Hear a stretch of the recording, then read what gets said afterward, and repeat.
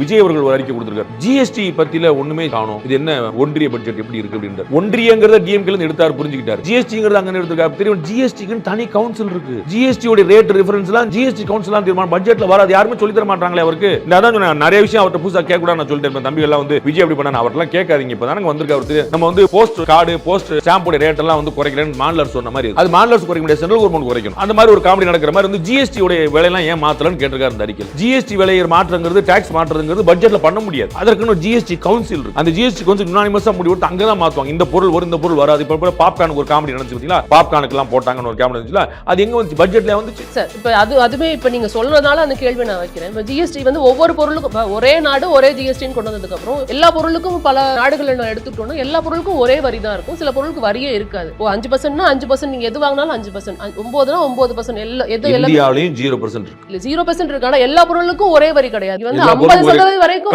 காருக்கும் அரிசிக்கும் ஒரே வரி வைக்கணும். நீங்க சொல்லுங்க. நீங்க சொல்லுங்க. இல்ல சார், இப்ப நம்ம வேற கண்ட்ரி எடுத்துக்கிறோம் அப்படினா கண்ட்ரியை விடுங்க. நீங்க வந்து கண்ட்ரி பத்தி காமெடி என்று சொல்லாதீங்க. இல்ல இலங்கையில பெட்ரோல் விலையை பாருங்க, பாகிஸ்தான்ல பெட்ரோல் விலையை பாருங்கன்னு சொல்லிட்டு இருந்தாங்க. அந்த நாடு பொருளாதாரம் என்னாச்சு, இந்த நாடு பொருளாதாரம் என்னாச்சு. நீங்க வந்து இந்த நீங்க சோசியல் மீடியால நீங்க பாருங்க. இலங்கையில நம்மளோட பெட்ரோல் டீசல் கம்மி, பாகிஸ்தான்ல நம்மளோட பெட்ரோல் டீசல் கம்மி. இந்த குரூப் பூரா போட்டுருந்துச்சான்னு இல்லங்களுக்கு. இப்ப அந்த ரெண்டு நாடு எங்க இருக்குன்னு கேளு. அவங்க பொருளாதாரம் எங்க போயிருக்காங்க. சும்மா கண்ணா பின்னான்னு போட்டுருக்க முடியுமா? பெட்ரோல் டீசல் விலை குறைக்கிற பத்தி தமிழக முதலமைச்சர் சொல்லியிருந்தாங்க, திமுக சொல்லியிருந்தாங்க, அண்ணன் விஜய் அவர்கள் சொல்லியிருந்தார். பெட்ரோல் டீசல் விலையை மாநில அரசு வந்து விட்டு கொடுக்குமான்னு கேளுங்க. இது ரெண்டு ஜிஎஸ்டி கொண்டு வந்துருமான்னு கேளுங்க.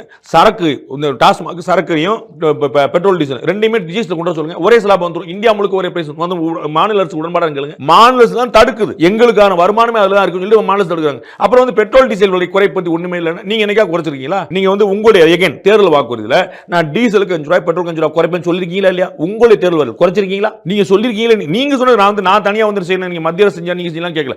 நீங்க சொன்னது செஞ்சீங்களான்னு கேட்க. திரு விஜய் அவர்கள் இங்கே போய் கேட்கிறாரு. அதை பத்தி ஒண்ணுமே காணும். இப்படி பாகிஸ்தான்ல கம்மியா இருக்கு, ஸ்ரீலங்கா சம்பந்தம் இல்லாத நாடு. நீங்க எந்த நாடை ஒப்பிடணும்? நீங்க சைனா ஒப்பிடணும், அமெரிக்கா ஒப்பிடணும், வளர்ந்த நாடா போயிட்டு இருக்கும், வளர நாடா போயிட்டு இருக்கும். ரெண்டு வீழ்ந்த நாடா போய் ஒப்பிட்டு இருக்கீங்க. அங்க வந்து அதனால தான் முங்கி இருக்காங்க. இன்னைக்கு கேளுங்க அங்க பெட்ரோல் நான் அங்க வீழ்ந்த நாடா நான் ஒப்பிடல. நான் வந்து ஒரே எல்லாத்துக்கும் ஒரே ஜிஎஸ்டி அப்படிங்கிறதுக்காக ஒரே ஜிஎஸ்டி உங்களுக்கு ஓகேவான்னு சொல்லு. அரிசிக்கு சில ஊர்ல ஜிஎஸ்டியே கிடையாதுங்கறத நான் சொல்றது. தமிழ்நாட்டிலயும் கிடையாது நான் சொல்றேன், இந்தியாலயும் கிடையாது நான் சொல்றேன். லூஸ்ல இருக்கக்கூடிய அரிசிக்கு கிடையாது, பிராண்டட் அரிசிக்கு மட்டும் தான் டாக்ஸ். நீங்க போய் தயவு செய்து பாருங்க. நீங்க லூஸ்ல இருக்கக்கூடிய எண்ணெய்க்கு, லூஸ்ல இருக்கக்கூடிய மாவுக்கு, லூஸ்ல இருக்கக்கூடிய கோதுமைக்கு நீங்க எடுத்து ஊர்ல இருந்து விக்கிறாங்க பாத்தீங்கன்னா அது கிடையாது. நீங்க ஊர்ல பலசர கடையில விக்கிறது கிடையாது. நீங்க பிராண்டடா மான் மார்க், மயில் மார்க், கொடை மார்க்னு போட்டு நீங்க பிராண்டடா வித்தீங்கன்னா அதுக்கு நிறைய பிராண்டிங் இருக்கு, அதுக்கான ரெஜிஸ்ட்ரேஷன் இருக்கு, அதுக்கான ஜிஎஸ்டி இருக்கு, அதுக்கு தான் டாக்ஸ். நீங்க பால் வந்து நீங்க வந்து விவசாயி வந்து பால் விற்கிறார்ல வீட்ல, அதுக்கு டாக்ஸ் கிடையாது. உங்க வீட்ல பக்கத்துல வீட்ல அவர் பால் கறந்து உங்க வீட்ல கொடுத்தா டாக்ஸ் கிடையாது. ஆனா அவர் பிராண்டடா போட்டு ஆவின்னு அது இதுன்னு ஒரு பிராண்ட் போட்டாரு, விஜய் அது இதுன்னு போட்டாருன்னா அதுக்கு டாக்ஸ் உண்டு. இவ்வளவுதான் நீங்க நம்ம தேடி போய் வந்து பிராண்டடா வாங்காம இது மாதிரி லூசா வாங்கி நம்ம வந்து ஜிஎஸ்டி உங்களுடைய சாய்ஸ். அவங்க வாங்குன்னு சொல்லல. இதுக்கு டாக்ஸ் கிடையாது, இதுக்கு டாக்ஸ் இருக்கு. உங்களுக்கு நீங்க டாக்ஸ் எக்ஸம்ஷன் அங்க போய் வாங்கிக்கங்க. உங்களை யார் தடுக்கிறா? அதற்கான வாய்ப்பு இருக்குங்கிறத புரிஞ்சுக்கங்கன்ற.